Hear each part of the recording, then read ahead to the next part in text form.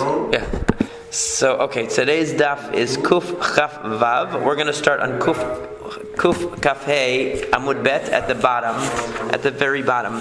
So we'll start at the very bottom just so we can move forward into the new daf, where it says V'chachamim omrim ben kach uben kach pokekin bo. So what this is talking about is the window. So we had these shutters that would be inserted in windows, and in the Mishnah we read previously that there is a machloket regarding the window and whether the person can replace the window, under what circumstance the person can replace the window on Shabbat. So it said, it's at the very top actually of this Amud.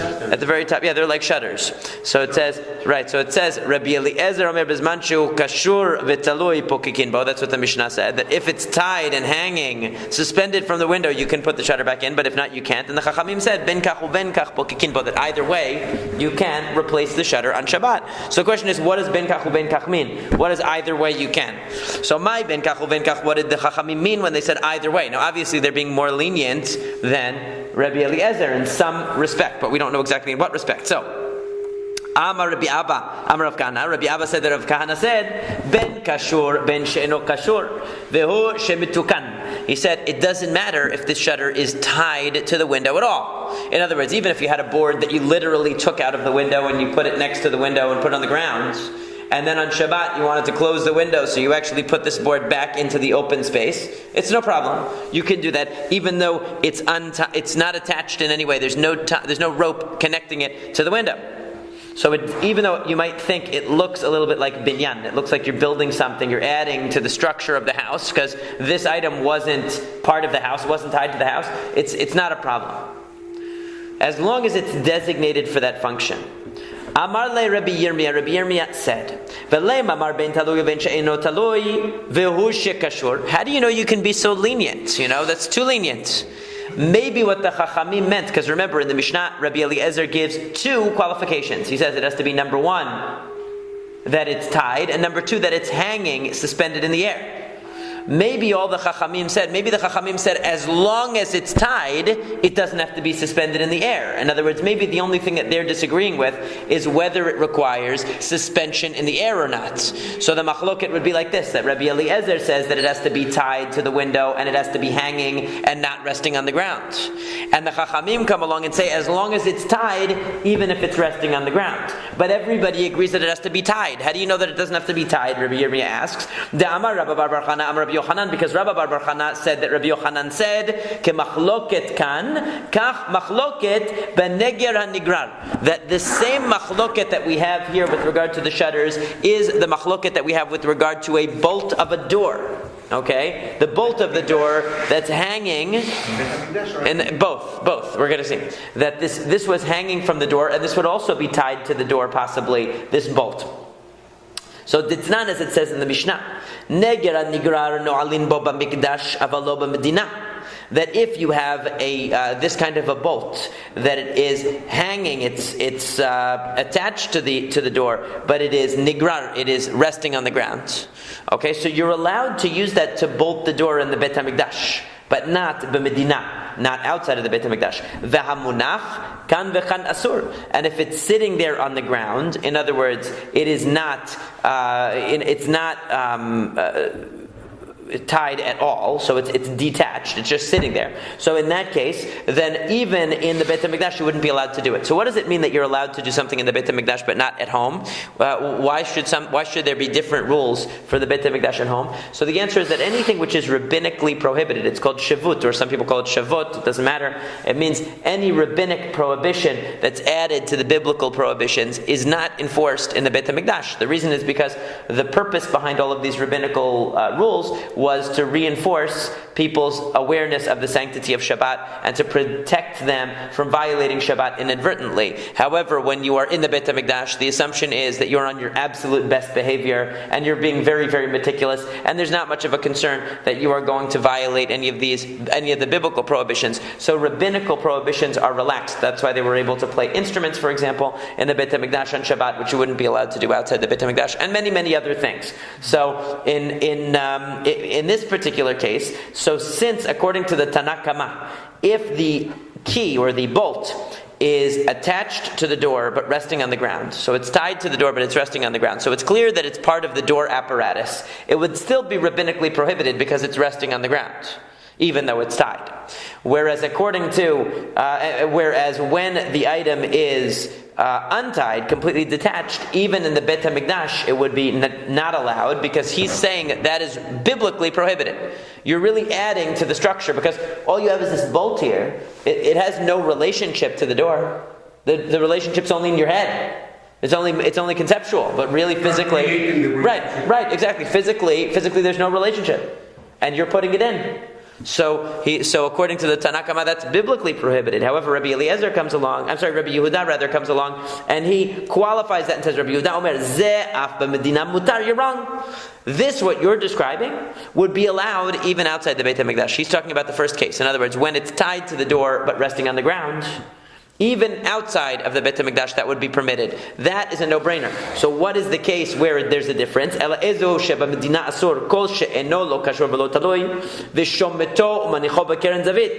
says that you know what's prohibited outside the Beit HaMikdash, but is permitted inside the Beit HaMikdash. That's where it's not connected and it's not hanging at all. It's totally detached and sitting on the ground. That case, in other words, the second case of the rabbis, where it's sitting on the ground but it's detached, according to Rabbi Yehuda, that's only rabbinically prohibited. So he takes them a notch down, basically. He says the case that you thought was rabbinically prohibited, which is the case where it's tied but it's resting on the ground, I say is totally permitted. And the case that you guys say is totally prohibited, I say is rabbinically prohibited. In other words, the case where it's tied but resting on the ground. I'm sorry, the case where it's detached completely, where you guys say it's biblically prohibited, I say it's only rabbinically prohibited. Okay? So that's what they say. So according to Rabbi Yehuda, if it's totally detached, that's only rabbinically prohibited, which means we can't do it, but they could do it in the Beit HaMikdash. According to the Chachamim, it's biblically prohibited. When it's tied but resting on the ground, the rabbis say that is rabbinically prohibited. Rabbi Yehuda says it's totally permitted anywhere. Okay, so what is Rabbi Yirmiyah saying? Rabbi Yirmiyah is saying like this. So why don't we say that? And Rabbi Yoshua bar Abba said in the name of Ula, Mantana Negra Nigrar Rabbi Eliezer. Who is the Tanakama of this Mishnah? In other words, this Mishnah that says that if the bolt is tied to the door but resting on the ground, that it's still prohibited. And if it's detached completely, then it's biblically prohibited. That is Rabbi Eliezer. So therefore, what can we? So in other words, completely detached and on the ground. Completely detached means it's not even tied. Right. And on the ground it's tied, but it's resting on the ground as opposed to hanging in the air. In other words, the Chachamim only say it's permitted. Let's put it this way: the Chachamim will only permit anywhere and everywhere if it's attached by a rope and hanging in the air. Okay, so that's where so when it's attached, in other words, when it's tied but resting on the ground, that's where you have a machloket so that Rabbi Eliezer is the one who says prohibited rabbinically. Rabbi Yehuda says completely permitted. When it's this is a lot of special guest participants today. Very nice. So according to this way of learning, so Rabbi Eliezer says when it's attached and hanging in the air, that's when it is going to be permitted. When it's attached and resting on the ground, that's when it's going to be rabbinically prohibited. And when it's not attached at all, it's going to be biblically prohibited. Whereas Rabbi Yehuda is going to say, when it's attached and hanging in the air, of course it's fine. When it's attached and resting on the ground, it's fine. As long as it's attached, it's fine. Period. Okay? And when it's detached, it's only rabbinically prohibited.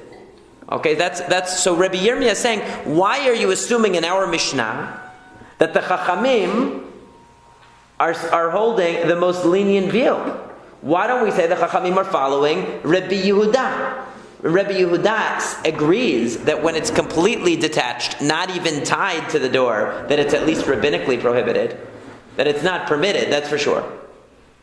So why don't we say that our Mishnah parallels this discussion? Our Mishnah is saying that in other words, Rabbi Eliezer is saying when it's tied and hanging in midair, that's the only time it's permitted, because he's following the Tanna Kama in the case of the bolt, who says that the only time it's permitted is when it's tied and hanging in the air. And the Chachamim that say it's okay are saying as long as it's tied, even if it's resting on the ground, it's permitted. But they would agree, because they're following Rabbi Yehuda, they would still agree that if it's not tied at all, then it would be rabbinically prohibited. And you're telling me that even if it's not tied at all, that it's going to be permitted. Where are you getting that from? Shouldn't it at least be rabbinically prohibited if it's not tied at all? So he said to him, Amarle, he said back to him, and this is the response of Rabbi Abba saying in the name of Rav Kahana. So he says to him back, Anad Amri Ki Haitana. There's a third opinion among the Tanaim here. There's a third opinion. The Tanya says in Abraita, Kaneh Sheitkino Balabayit Lihyot Poteach V'Noel Bo. A stick that the homeowner set aside to be the opener and closer of the door. In other words, the bolt. We recognize that opinion as the opinion of Rabbi Eliezer. The only time that you can utilize it is when it is attached, it's tied to the door, and it's also hanging in midair. Otherwise, it's prohibited. However, Rabban Shimon ben Gamliel Omer, mitukan af al pi she'eno kashur. That as long as you set it aside, even if it's not tied at all. So therefore you have a third opinion. You have three opinions about when it's permitted, meaning not even rabbinically prohibited. Opinion number one says it's only permitted when it's tied and hanging in midair. That's Rabbi Eliezer. Opinion number two says it's only permitted completely when it's at least tied, even if it's resting on the ground. That's Rabbi Yehuda. Rabban Shimon ben Gamliel says, even if it's not even tied, as long as you designated it, that's enough. Are we talking about a padlock? A bolt. They would stick like a bolt into the lock of the door. To lock the door. It's a locking mechanism. A pole, yeah. That was in the ground, and it's not that one that went parallel to. No, perpendicular. It had to go parallel to the door. They're describing parallel. To stick it in to hold it. It would lean against the door at an angle like this, and it was probably fixed in the ground, and it was against the door. Okay. That's the only way I can see how it works. Okay. It's not talking about the thing that we think about when we see these medieval movies, where they had a big piece of wood. That bar, right? That big bar. Yeah, it's not a lock. So in other words, it's a holder of the door. Well, it says no L's. Yeah, I mean, in other words, it's something that. Do they have? They don't have a picture. Like a chair against. They don't have a picture of it in the. Huh? Okay. But my question is that so I'm not sure. It's something that serves a purpose no picture when it's detached. The most important picture that they need to put in the book. Yeah, one of the most important. Yeah, I mean, okay. So however it works, we don't know exactly, but somehow it fits into the door. We'll have to do some more research about what culturally. Maybe we can find out. Well, the main difference that I'm wondering about is it something like a padlock where it's detached to the door and then you take it and you lock the door with it, or it's something that's always attached? Apparently, no. If it were attached, that would be kashur. So we're talking about something which is separate, that's inserted somehow into the door. Right. It's somehow inserted to lock the door, and it was considered like binyan. They may have had some kind of cable attached to it so that they pulled it away from the door. That's what they're talking about, the rope. And then at night they released the cable and put it back in. Yeah. It went up against the door. And we're speculating a little, but we have to look into it. Against the doorknob. But sometimes the cable get loose from the bolt, but then it wasn't the bolt there. So if it is attached, it's okay. But if it's not attached, it's right. That's what you're saying. Right.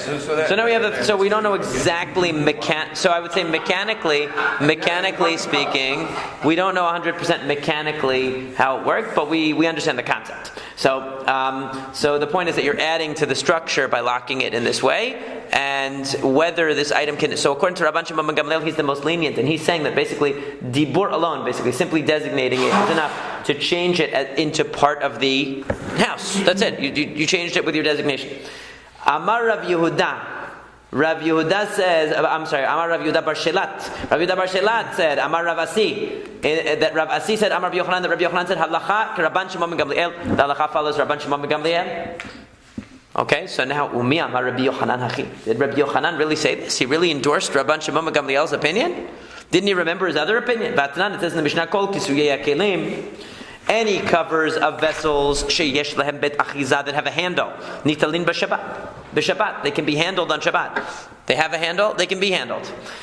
Va'amar Rav Yehuda bar Shela amar Rav Asi amar Rabbi Yochanan, and Rav Yehuda bar Shela said that Rav Asi said that Rabbi Yochanan said v'hu sheyesh torat keli alehen, that this is only when the coverings of these vessels have the quality of Torat Keli, which means that they are usable for some purpose. Now Rashi explains here, but what does it mean? V'hu sheyesh Torat Keli alehen she'akisui ra'oi letashmish atzmo hu dinitalin b'Shabbat. The only time you can handle it is if it has some kind of an independent function from the vessel itself. Okay, so he said that's the only time you can move it around. For example, he says that the doors for the door of a cabinet or something like that could theoretically be used as a platter, or it could be used as something to sit on. Okay, Tosafot takes issue with this and says that cannot be what it means. He doesn't want to say that Torat Keli necessarily means that the covering of the Keli had a different purpose but it means it was fashioned for that purpose. In other words, it means that it's designed to be a cover. It's not that you just stuck a piece of wood on top of a vessel. But be that as it may, he said that it has to have some form of a Keli. Now apparently this stick that they would wedge in the door as a lock didn't have Torat Keli, which means that it was just a stick. It was basically a stick that they would put in. So that being the case, it's not really a vessel. So how can designation alone work? According to Rabbi Yochanan, because Rabbi Yochanan seems to say that there has to be some form, some kind of physical form in this that makes it a vessel as opposed to not a vessel. Simply designating it as a vessel is not enough. So if you just see a stick sitting by the door, all you see is a stick sitting by the door. You don't say, oh, there's the lock of the door. It's just a stick. We would do that with a rock. So why can't we right. do that? Well, if you designated it, that's right. He would have a problem with that apparently. Yeah, he would have a problem with that. So that's the problem. So he said, so Umi ba'e Rabban Shimon ben Gamliel Torat Keli alav, and Rabban Shimon ben Gamliel, does he require the form of a vessel? Vatani, we learned in a Braita. This is a Braita that's reappeared several times. Charayot shel dekel shegedaran l'shem etzim. If you had pieces of palm tree, in other words, sticks that you had cut them to be as firewood, v'nimlach alehen liyeshiva, and you decided you wanted to make them into a mat instead. According to the Tanakama, you have to tie them into a mat. But Rabban Shimon ben Gamliel, you don't have to. According to Rabban Shimon ben Gamliel, you can simply designate them for sitting. So in other words, Rabban Shimon ben Gamliel holds that transforming things into kelim is like magic. All you have to do is say, this rock is for throwing at people who drive on Shabbat. No problem. This stick is for locking the door. It doesn't matter. You don't have to do anything. According to Rabbi Yochanan, though, he is not satisfied with that. He is saying that things have to have Torat Keli. So there has to be something physical in the item itself that shows that it is of utility. Okay, even the tops of vessels need to be functional in some way in order to allow you to move them for other purposes on Shabbat. Okay, now, so therefore, how can we find these two opinions commensurate? How can Rabbi Yochanan endorse Rabban Shimon ben Gamliel when Rabban Shimon ben Gamliel is saying that all you need to do is designate the stick, and Rabbi Yochanan is saying that you need the item itself to be changed in some way. So the answer is that Rabbi Yochanan Sevira lekivate b'chada upalig ale b'chada. Now you could have seen this answer coming. That basically there are two different issues at play here. Okay, one issue is what is defined as being a part of the structure of the house. Okay, and that even Rabbi Yochanan will agree. If you designate this stick as being part of the structure of the house, that's sufficient. There's a separate issue that an item, in order to be handled on Shabbat for muktzeh, in other words, in terms of hilchot muktzeh, that it has to be that this item has Torat Keli. So it's two different issues, though. In other words, if this stick, where could you find the distinction between the two issues? Let's say you had a stick that was specially designed to fit in the door. So Rabbi Yochanan would agree completely with Rabban Shimon ben Gamliel then, because this is designed to be a vessel, okay, to lock the door, and the fact that it's not attached to the door is not a problem. As long as it's designated to be part of the door, it's detachable and it's inserted back in, it's no problem. It's not an issue of binyan that you're building by inserting it in the door. Whereas when it's a stick, just a craggly stick that you picked up in the forest and you're going to use it for that purpose, there Rabbi Yochanan might agree with Rabban Shimon ben Gamliel that insofar as binyan is concerned, insofar as putting this into the door and whether that's considered building, he wouldn't have an issue. Okay, but insofar as muktzeh is concerned, he's going to have an issue because it doesn't have Torat Keli, it doesn't have the form of any vessel here. So that's how we resolve the problem. It's not really a contradiction, it's two different issues. Darash Rabbi Yitzchak Napcha, Apitcha Deresh Galuta. Rabbi Yitzchak Napcha was giving a drasha, he was telling over the halacha at the door of the exilarch. Halacha ka Rabbi Eliezer, that the law follows Rabbi Eliezer. Rabbi Eliezer, you'll remember, is the most stringent one of all. He was the one that said that you need to tie the stick to the door and it needs to be hanging. from the door. It can't even be resting on the ground because that still looks like you're adding something to the structure. So how could it be? So Mativ Rav Amram says that there's a contradiction to this in a Mishnah at the very end of this Masechet. I believe it's actually the last Mishnah of Masekhet Shabbat. Umidivrehem Lamadnu, that we learned from the words of the rabbis. There's a case there that they created a makeshift means of measuring distance, of measuring space for the purposes of Tumah v'Tahora. We're going to learn about it much later at the end of the Masechet. So what happened there? We learned shepokekin umodedin. We learned that you can insert shutters umodedin, and you can measure v'kosherin b'Shabbat, and you can tie an impermanent, you can tie a temporary knot on Shabbat. So we learned, we'll see what that case is. It's a complex case there, but they had to go through some heroic measures of getting around some Hilchot Shabbat in order to measure something with, that was very a pressing issue with regard to Tum'ah on Shabbat.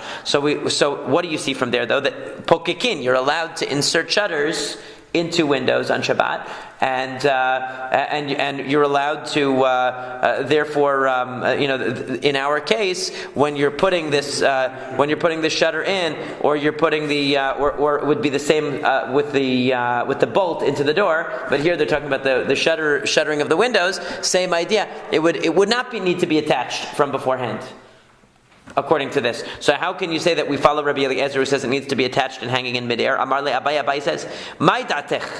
What is your reasoning? Why are you trying to refute Rabbi Yitzchak Napacha from this Mishnah at the end of Masechet Shabbat? Mishum de katanes setama?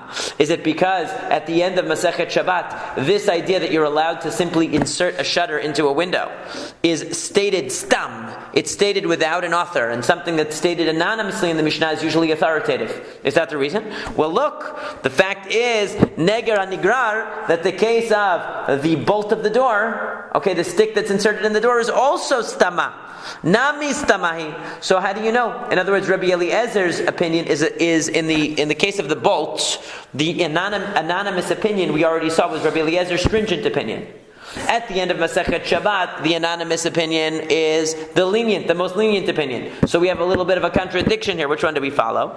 So you can't use the fact that there is an anonymous endorsement of this opinion at the end of the Masechet as proof, because we have an anonymous endorsement of Rabbi Eliezer's stringent opinion. Rather, what he says is, "Afilu hachi," even so, ma'aseh Rav. The reason is because since at the end of the Masechet, it's not the anonymity of the statement that makes it authoritative at the end of the Masechet. It's the fact that it says that they acted on it. Because it tells a story about how the rabbis went ahead and actually relied on this and did it on Shabbat. So you see that Ma'aseh Rav, that what they're willing to do in practice speaks more about what the definitive halacha is than whether you have an anonymous Mishnah or not. So anonymous Mishnah, you have both ways. But Ma'aseh Rav, you have the practical, the fact that they put it into practice, it's more authoritative that they were willing to do it. That really shows you what the halacha is. Now, the new Mishnah says, and some erase this word here of kol, that it should just say kisuya kelim, that the covers of vessels, sheyesh lahem bet achiza nitalin b'Shabbat. If they have a handle, they can be moved on Shabbat. Amar Rabbi Yossi says, Bamed divarim amurim. When is this stated? B'kisui karkaot, aval b'kisuya kelim ben kach uven kach nitalin b'Shabbat. According to Rabbi Yossi, if you're covering something in the ground. In other words, like you have, some people have like their garbage or their compost or something like in the ground, right? They have like that can that's actually below ground. I mean, in Long Island, on Long Island they had that. So they would put it in their garbage in the ground, and they would cover, like it almost looks like a manhole, they would put the pothole there, right there. So in that case where you're putting it into the ground, there, that's where you need a handle. Why? Because otherwise it really looks like you're constructing something. Because since the thing that's in the ground really looks like a fixed structure and you're putting the top on it, it looks more like binyan. But regular kelim, Rabbi Yossi says, regular things like a pot or nobody looks at that as building something. You're just putting a top on the pot or you're taking it off. It doesn't mean anything. So you don't really need a handle. But you need a handle if you're going to put something in the ground. Because if you put something in the ground that just looks flat, it just looks like you're building something in the ground. If it has a handle, it's clear that it's made for removal and replacement. So the Gemara says, Amar Rav Yehuda Bar Shela, Amar Rabbi Asi, Amar Rabbi Yochanan, that Rav Yehuda Bar Shela said, that Rav Asi said, that Rabbi Yochanan said, V'hu sheyesh Torat Keli alehan, that again, this is only if it has Torat Keli, it has the form of a vessel. Now, again, Rashi says that this means that it has to have some usage, some function, even beyond covering the vessel itself. Tosafot comes along and says that doesn't really seem to be necessary, just that this is a genuine cover of the vessel. In other words, it's something that's designed to cover the vessel, as opposed to just a piece of wood or just a piece of rock that you decided to cover the vessel with. What it means, what Rabbi Yochanan is saying is that covers of vessels are only not muktzeh if they're really designed to cover the vessel. Now we say as follows, a qualification of the whole Mishnah. So, Techule alma kisui karkaot im yeshlan bet achiza in ilolo. That everybody agrees when it comes to covering something that's actually implanted in the ground, it has to have a handle on the cover to distinguish it from building. Okay, everybody agrees with that. And similarly, kisuya kelim, if you have just a regular vessel, such as just a bowl or a pot, that everyone's going to agree that even if it doesn't have a handle, it's no problem, because it's clear you're not building anything, you're moving around a portable item. Okay, but kiplige bekelim, the chabrinu ba'ara. But things which are attached to the ground, but not beneath the ground. In other words, they're not submerged in the ground like an underground sort of vessel, like those underground garbage cans that they have. But they are attached to the ground. So mar savar gazrina no mar savar lo gazrina. The machloket in our Mishnah between the Tanakama and Rabbi Yosei is that one says that gazrina. We say that we have to make a gezerah. We say that since a person might confuse this thing which is attached to the ground with something which is beneath the ground, and they won't be able to tell the difference, so we apply the gezerah to all cases. According to Rabbi Yosei, we don't have to go that far. And even though something is attached to the ground, it's not going to be confused with something that's under the ground. And we don't have to extend the gezerah to something which is attached to the ground.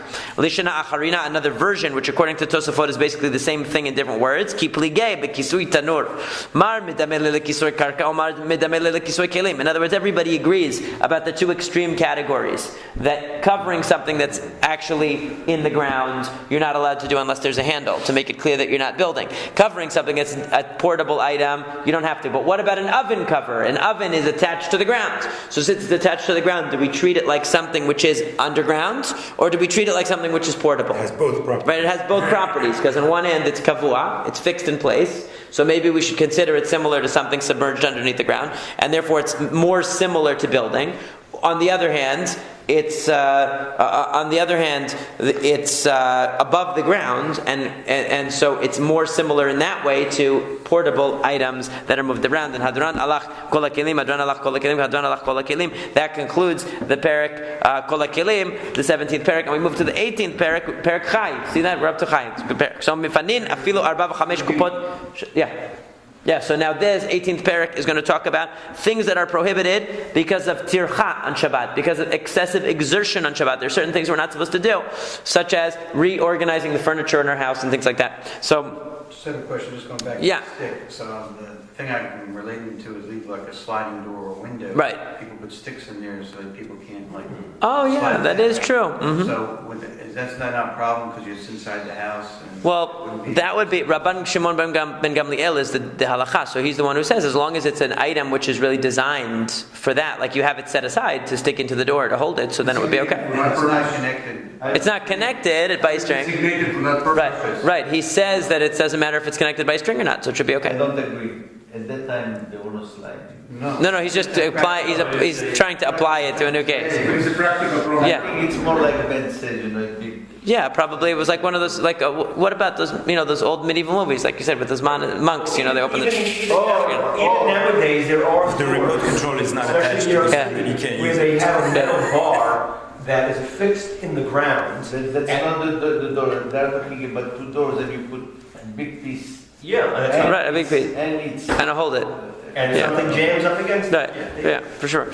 So now we say mifanin afilu arba v'chamesh kupot shel teven v'shel tvuah. Let's say you have a room where you want to make some space for people to sit down.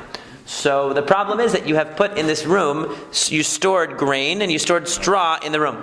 So you want to move it.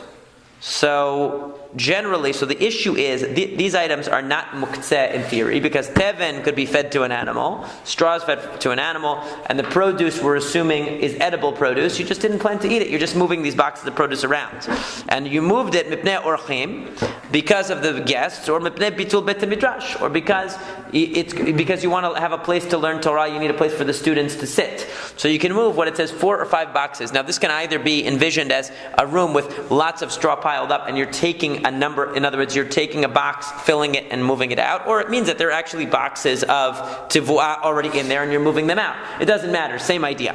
So aval lo et ha'otzar. Now this is a very problematic phrase, so we're going to leave it. What that literally means is, but not the storehouse.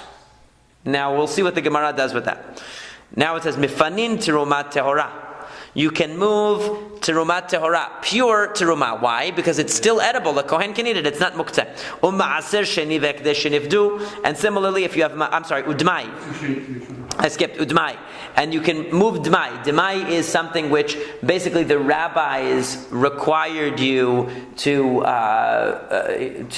separate extra tithes from it, because they were worried that the average person might separate teruma, but they didn't separate the other tithes. So dmai is something that we're uncertain. You bought it from a regular layperson. You don't know if he was punctilious about separating these extra ma'asrot.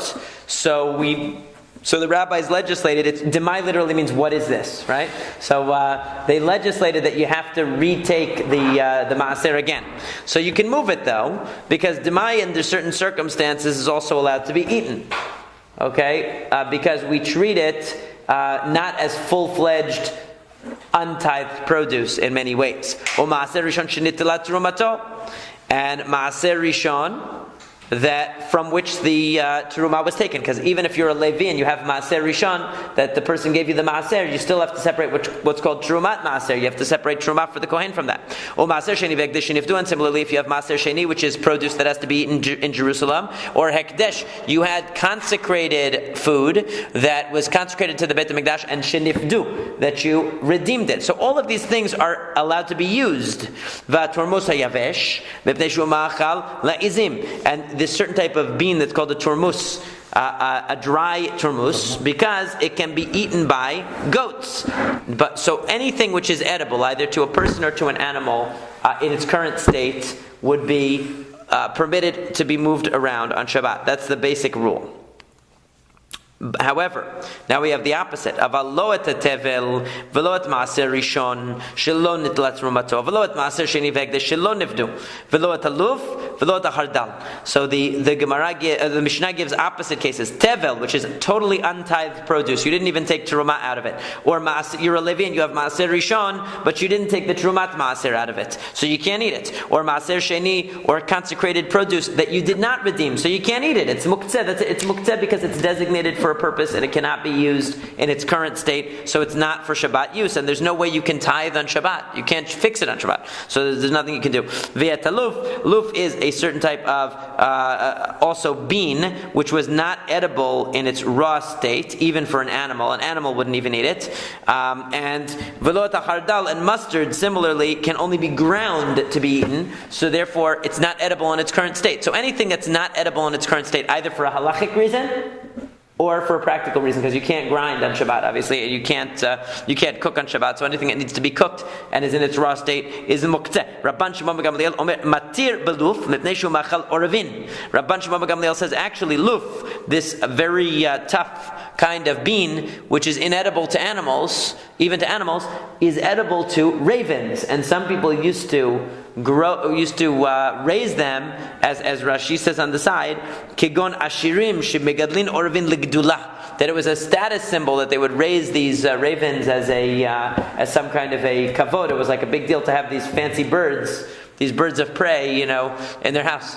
Like, they used to have falcons or whatever. The rich people, they would have, right? The rich people would have falcons or whatever. It was considered a status symbol, so they would have it. And Rabban Shimon ben Gamliel comes from money, so he knows what the people of money do. And they would have that kind of bird. So the usefulness doesn't even have to be a noble one, right? Right. So the point is that since there's a case in which it could be used, even if you're not rich and you don't have a raven or a falcon or whatever, it doesn't matter. Since somebody could use it right now in its current state, it's not mukteh. Chavilei kash v'chavilei itzim v'chavilei zeradim. So if you have bundles of straw, bundles of sticks, bundles of soft kinds of wood, so imit kinan lemachal behema mitaltelin otan v'im lav in mitaltelin otan. If they were set aside to be eaten by animals, in other words, this is straw or soft wood or branches that are meant to be eaten by animals, so then you can move it. It's not muktzeh. But if you didn't set it aside for animals, so then we assume that it's for firewood or something like that, and therefore it's going to be muktzeh. So you have three cases. You have the cases that are definitely okay because they're edible and they're fine in their current state, halachically and physically they're edible. You have the things that are halachically and physically inedible, halachically or physically inedible. And then you have something which it depends. What was the purpose for this? Was this firewood or was this food?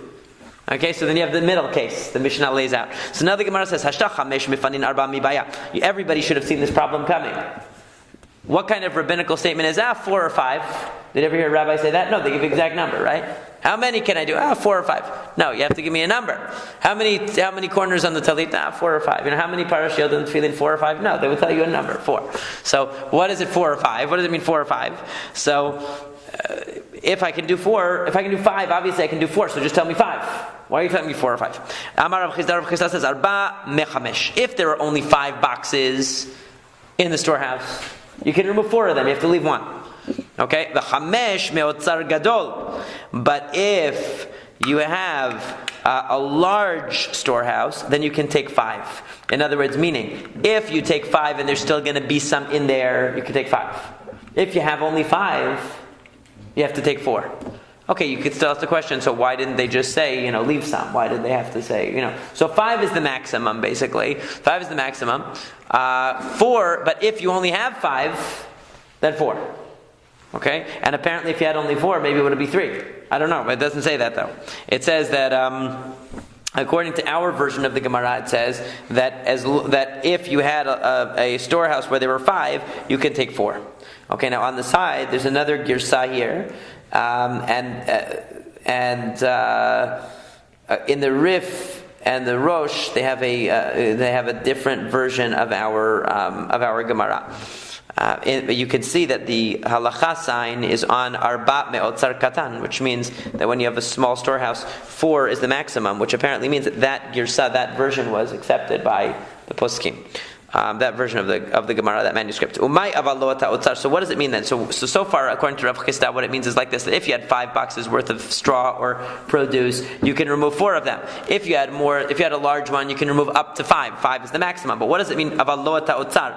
But you can't do the storehouse. What does that mean? Shelo yatchil ba'otzar techila umani Rabbi Yehudahi de'idle muktzeh. So according to Rav Chisda, what does it mean? Don't do the storehouse. It means don't begin opening up a storehouse to begin with. So in other words, if you had a storehouse that you've been taking straw from to feed your animals, and you've been taking food from it to feed your family, and then Shabbat comes and you just want to move some of these boxes out in order to make space for people to sit down, that's okay. But if you have a storehouse that you haven't even touched yet, you haven't started utilizing it yet for anything, so at the beginning of Shabbat, your thought was, I'm not going to be using any of that stuff. It's all out of my mind, out of sight, out of mind, because I haven't even opened that storehouse yet. I haven't opened that storage closet yet. So then we would say it's muktzeh because in your mind, you pushed it out of your mind. You weren't planning on opening it. If it's already open and you've been using it regularly, fine. And who is this following? It's following Rabbi Yehuda. Rabbi Yehuda says anything that wasn't in your mind before Shabbat is muktzeh. What does that have to do with exertion then? Nothing.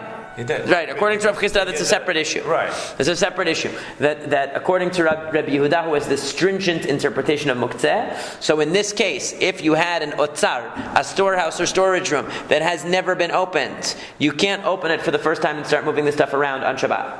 Because Rabbi Yehuda will say, even though those things are not intrinsically muktzeh, by virtue of their own nature, but since your mind was to push it out, they're out.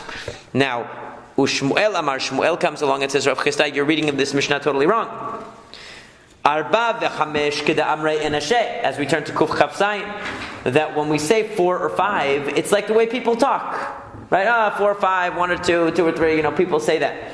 What does it mean? V'iba'e afilu tuva. Really, nami mifanin.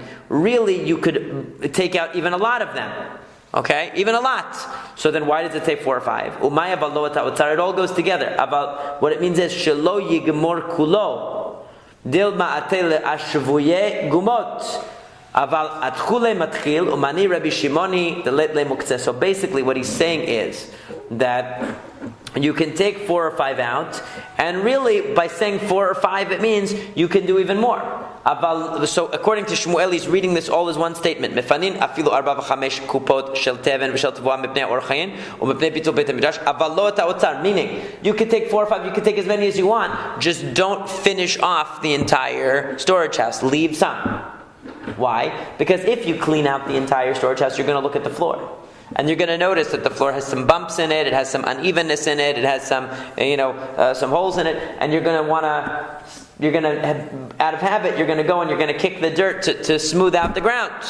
And that's on Shabbat, you're not allowed to do that. So what the 4 or 5 just means take as much as you want. Just don't take everything. Velo et ha'otzar doesn't mean you can't start a new storehouse. You can't open a new storage room on Shabbat, because we're following Rabbi Shimon, who doesn't hold by the stringent interpretation of muktzeh and would say that no, even a storage closet or storage room that you never opened before, you can open it, no problem.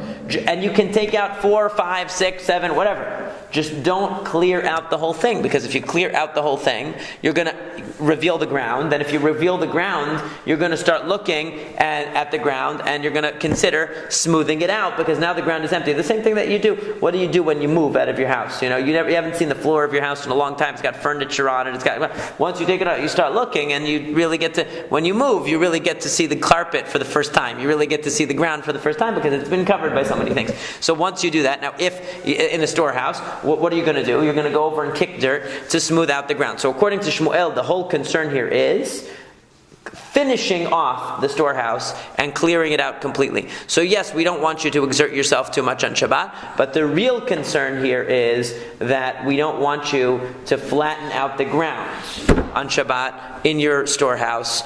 We don't want you to move anything muktzeh, and we don't want you to flatten out the ground in order to smooth out the ground. So therefore, we don't want you to reveal the ground floor of your storehouse on Shabbat in the process of cleaning it out, because after all, what are you cleaning it out for? For guests to come. You don't want the guests to have the unsightly appearance of your uneven ground. So you're going to be even more likely maybe to forget yourself and to kick the dirt over to smooth it out.